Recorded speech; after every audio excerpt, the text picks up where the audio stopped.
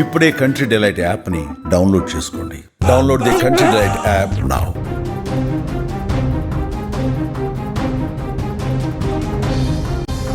కర్ణాటక బళ్ళారిలో తీవ్ర ఉద్రిక్త వాతావరణం నెలకొంది. ఇరు వర్గాల మధ్య కాల్పులు చోటు చేసుకోవడంతో ఒక వ్యక్తి మరణించాడు. మహర్షి వాల్మీకి విగ్రహ ఏర్పాటు సందర్భంగా ఫ్లెక్సీ పైన చెలరేగినటువంటి వివాదం ఇరు వర్గాల మధ్య తీవ్ర ఘర్షణకు దారితీసింది.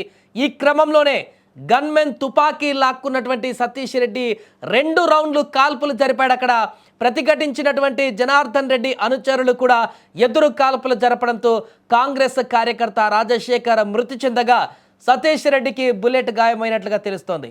ఈ ఘటనతో బళ్ళారిలో తీవ్ర ఉద్రిక్త వాతావరణం నెలకొంది. అసలు ఇంతటి తీవ్ర గొడవ జరగడానికి ప్రధాన కారణం ఏంటి? ఇదే ఈ నెల 3వ తేదీన బళ్ళారిలో వాల్మీకి విగ్రహావిష్కరణ కోసం ఆవిష్కరణ కార్యక్రమం జరగనుంది.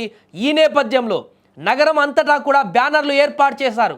వారు నాయకులకు సంబంధించినటువంటి బ్యానర్లను ఏర్పాటు చేసి కింది స్థాయి నాయకులందరూ కూడా ఆ యొక్క బ్యానర్ల ద్వారా ఈ కార్యక్రమానికి వెల్కమ్ చెప్తూ వారి యొక్క సందడినంతా కూడా ఆ రోడ్ల మీద చూపించారు. ఈ క్రమంలో బళ్ళారిలో నివసిస్తున్నటువంటి గంగావతి శాసనసభ్యుడు గాలే జనార్దన్ రెడ్డి నివాసం సమీపంలో కాంగ్రెస్ పార్టీకి చెందినటువంటి స్థానిక ఎమ్మెల్యే నారా భరతరెడ్డి బ్యానర్ను ఏర్పాటు చేయడానికి ప్రయత్నించారు ఆయన మద్దతుదారులు.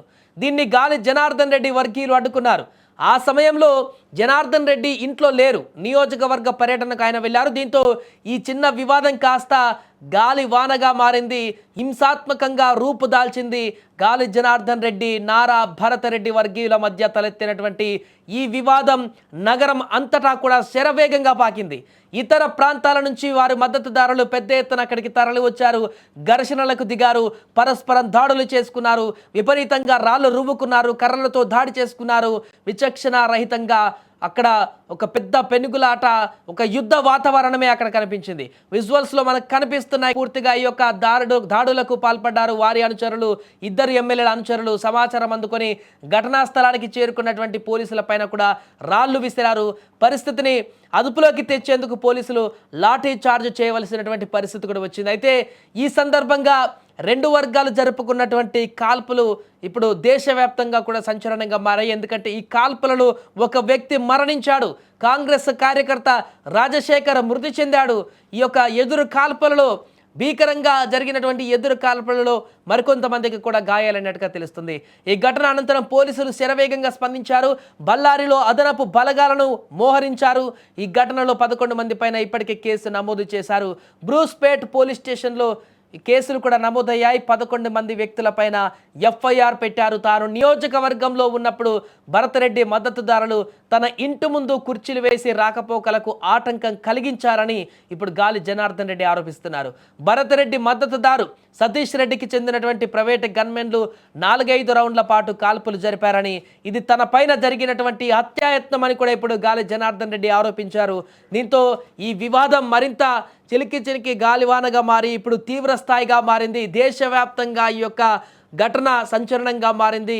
ఒక 2 ఎమ్మెల్యేల మధ్య, ప్రజాప్రతినిధుల మధ్య నెలకొన్నటువంటి ఈ యొక్క ఘటన చాలామంది చాలా ప్రాంతాలలో ఎమ్మెల్యేకి మధ్యలో కొన్ని మనస్పర్ధలు ఉండొచ్చు, ఒకరికొకరికి విమర్శలు చేసుకునేటువంటి పరిస్థితులు ఉండొచ్చు, ఇప్పటివరకు జరిగాయి. కానీ సినిమాల్లో చూపించినటువంటి విధంగా ఒక ఎమ్మెల్యే ఇంకొక ఎమ్మెల్యే వర్గం పైన దాడులు చేసుకోవడం కూడా చూసాం. గన్లతో కాల్పులు జరుపుకొని ఒక వర్గానికి ఇంకొక వర్గం ప్రాణాలు కోల్పోయేటువంటి పరిస్థితికి రావడం అనేది ఇది తీవ్రమైనటువంటి పరిణామంగా మారింది.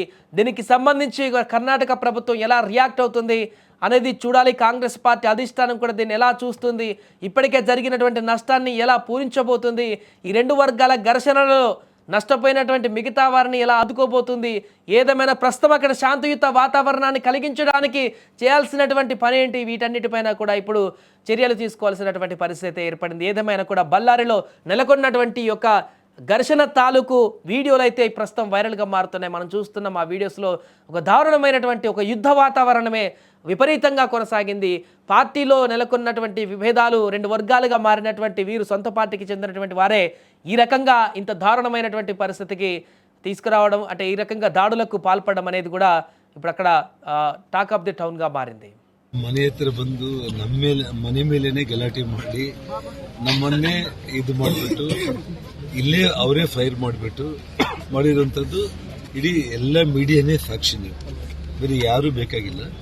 ಇದಕ್ಕೆಲ್ಲದೂ ಕೂಡ ನಾನು ಕೇರ್ ಮಾಡೋನಲ್ಲ. ನಾನು ಇವತ್ತು ಪೊಲೀಸರು ಮನಸ್ಸಾಕ್ಷಿ ಅನ್ನೋದಿದ್ರೆ ಕಾನೂನು ಕಾಪಾಡುವಂಥ ದೃಷ್ಟಿಯಲ್ಲಿ ನಾರಾ ಭರತ್ ರೆಡ್ಡಿಯನ್ನು, ಅವ್ರ ತಂದೆ ನಾರಾ ಸೂರ್ಯನಾರಾಯಣ ರೆಡ್ಡಿ ಅವ್ರನ್ನ ತಕ್ಷಣ ಬಂಧನ ಮಾಡಿ ಇವತ್ತು ಕಾಂಗ್ರೆಸ್ ಸರ್ಕಾರ ಪ್ರಾಮಾಣಿಕವಾಗಿ ಪಕ್ಷಾತೀತವಾಗಿ ಈ ರೀತಿ ಏನು ನಮ್ಮ ರಾಮುಲು ಹೇಳಿದಾಗೆ ಸಿನಿಮಾ ಸ್ಟೈಲ್ ರಾಜಕಾರಣಿಗಳಿಗೆ ಮತ್ತು ಏನು ಜನಪ್ರೀತಿ ಕಳ್ಕೊಂಡ್ಬಿಟ್ಟು ಇಂಥ ಒಂದು ದಬ್ಬಾಳಿಕೆಗಳ ಮೂಲಕ ನಮ್ಮ ಇಡೀ ಹಿಂಬಾಲಿಕರನ್ನ ಜನಾರ್ದನ್ ರೆಡ್ಡಿ ಅವ್ರ ಮನೆಗೆ ಹೋಗ್ಬಿಟ್ಟು ಅವ್ರ ಮನೆಗೆ ರೋಡ್ಗೆ ಚೇರ್ಗಳು ಹಾಕೊಂಡು ಕುತ್ಕೊಂಡ್ಬಿಟ್ಟು ಬ್ಯಾನರ್ ಕಟ್ಟಿ ಅಲ್ಲೇ ಅವ್ರ ಮನೆ ಮೇಲೆ ದಬ್ಬಾಳಿಕೆ ಮಾಡಿ ಬರ್ತೀವಿ ಅಂತಂದ್ರೆ